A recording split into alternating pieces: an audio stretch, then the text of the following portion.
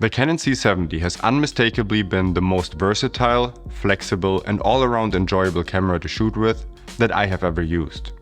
I have taken this camera to over 10 countries to shoot commercials, YouTube content and documentaries alike. Used it with the smallest footprint possible and rigged it up for big shoots. It made bigger cine cams look like a point and shoot. So why not just end this video here with a resounding yes, the Canon C70 is worth buying in 2023. Well, as with everything in life, it's a little bit more complicated than this. And there's one thing in particular that still gives me headache about this camera and is worth mentioning in a video about purchasing this camera in 2023.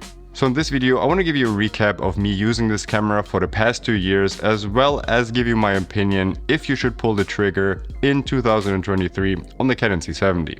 My name is Damien and welcome to my channel.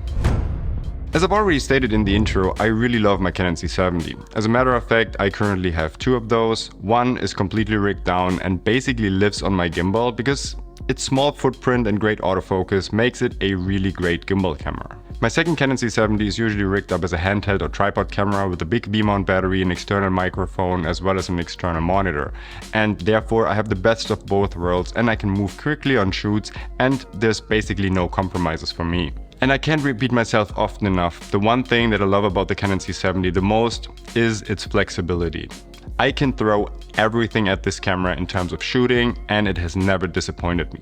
From shooting commercials or testimonials with it, using it for product b-roll or traveling with it for documentary handheld work at minus 20 degrees Celsius, shooting on frozen lakes or in the desert at plus 45 degrees Celsius. My absolute favorite feature about the Canon C70 has to be its internal ND filters. It makes shooting with the camera so easy and I don't have to deal with the hassle of screw-on ND filters, the cross-polarization, the vignetting, so on and so forth. Having a camera that is such a good all-rounder usually comes at the cost of image quality, but not so with the Canon C70. I really love the image that I can get out of the Canon C70 sensor. The image coming out of the camera is detailed enough for all of my commercial work and product shots, but with a little bit of color grading and maybe putting a mist filter on top of it, it gets this really cinematic, filmic look that I really love for all of my projects. Speaking of color grading, all the shots that you see here throughout this video are shot on a Canon C70 color graded with our custom Canon LUT packs. And if you want to check them out, there's a link down in the description below. Another thing that really makes the Canon C70 stand out on the market is its huge amount of different kind of codecs. The smallest MP4 codec is still easy to work with without having to sacrifice on image quality. And this is an ideal codec for all of our long form content when we're shooting documentaries over the span of 6 weeks or shooting a big commercial campaign with over 200 videos. But if you want to step it up, you can go all the way up to recording raw internally. So you have the best of both worlds and this camera really can do anything. Obviously the Canon C70 does have competition. The Sony FX6 is an absolutely amazing cinema camera. It even has competition in its own house with the Canon R5C. Me personally, I always preferred the Canon C70 for small details and there's plenty of videos on this channel and I will upload another video comparing the Canon C70 to the Sony FX6 in detail coming up next week. So maybe hit that subscribe button to not miss it.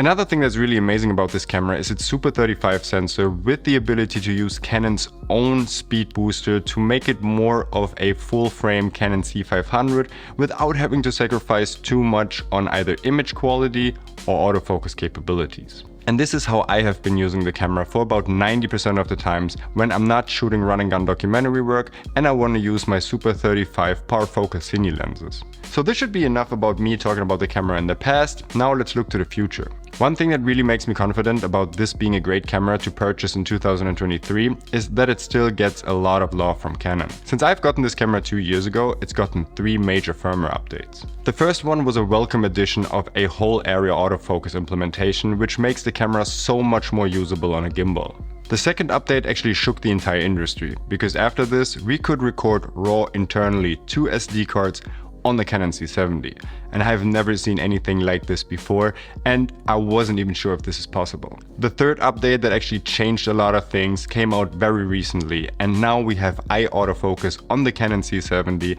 and we also have eye autofocus up to 120 frames. This is something that even my Canon R5C can't do. I have missed all of these firmware updates on my Canon C300 Mark III and led to me selling the camera eventually. But this is also a cautionary tale, because once there will be a successor to the C70, they might just stop bringing out firmware updates for the Canon C70 altogether, but this is something that we can only speculate on. Speaking of a successor for the Canon C70, I have talked to a lot of Canon reps, to known retailers around the area, and I have also searched the internet for all rumor pages. And apparently right now there is no successor planned for the Canon C70, which is kind of weird because it came out about 2.5 years ago. So if this is one of your concerns, and it would be totally justified because the Canon C70 is already about 2.5 years old, well, at least to my knowledge right now, there's nothing coming out in the very near future. So all of this sounds absolutely amazing, and again, why not just end the video and say, yes, this is a good buy for 2023. Because there is one thing that bugs me about this camera and investing into this camera from here on out. And that is the Canon RF mount. Because in my opinion, as of January 2023, it's an absolute mess. There's hardly any cameras out there that actually feature a Canon RF mount. Actually, there's only 2 cameras with a Super 35 sensor and an RF mount, and that is the Red Komodo as well as the Canon C70. And that kind of makes it hard to pick the right lenses for it. Do you want to invest in the Canon C70 because you've been a long-time Canon shooter and you have all this EF glass lying around? Then by all means go ahead, buy the speed booster, use the camera as a full-frame EF mount camera, and you'll be happy. But if you're thinking of switching to Canon from a different camera brand, or if you want to start venturing into the cinema world altogether, then this might actually become a problem. There just isn't enough pro RF lenses right now that pair nicely with the Canon C70. Yes, we have the RF 28-70 2.0 for example, which is an amazing lens in and of itself, but for a Super 35 sensor, it's a focal length that I would hardly ever use. Same is true for the 50mm 1.2 and the 85mm 1.2.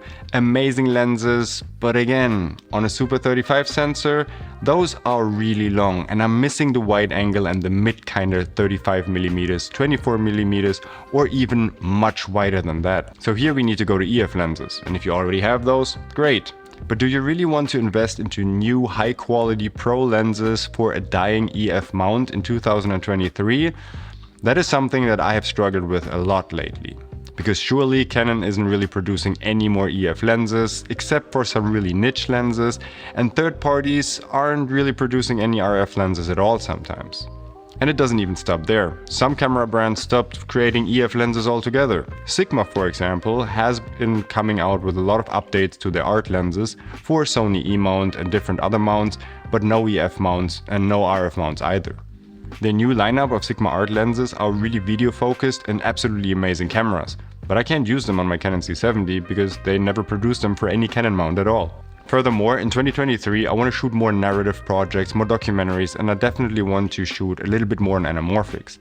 And this is also really tough with the Canon C70. There's a lot of manufacturers coming out with budget anamorphic lens lineups in 2023. Siri, for example, just came out with their complete lineup of RF full-frame anamorphic lenses.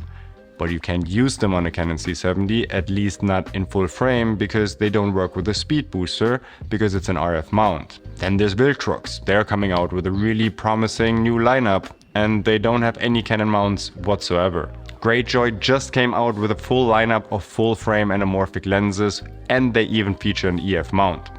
But you can't use them with a speed booster because there is something protruding out of the back of the lens which would hit the glass, so that's not an option for the Canon C70 either. So you get my point. The RF mount is in a really complicated state right now, and it's kinda hard to invest into really high quality glass to pair up with the Canon C70. And as you know the old saying, date the body, marry the lens. And that has been true for the longest time. I even still shoot on a 24-70 2.8 EF lens that I have shot weddings with 15 years ago. So right now it kind of feels weird to me to invest a lot of money into high quality EF glass when clearly everything is moving to RF, but I also don't really feel like there's a lot of manufacturers coming out with RF glass in the very near future because they obviously seem to be confused too. So yeah, those are my thoughts about the RF mount, and it's still giving me a headache because again, I really want to invest into really high quality glass, but I just don't know which way to go. So for now, I'm holding off.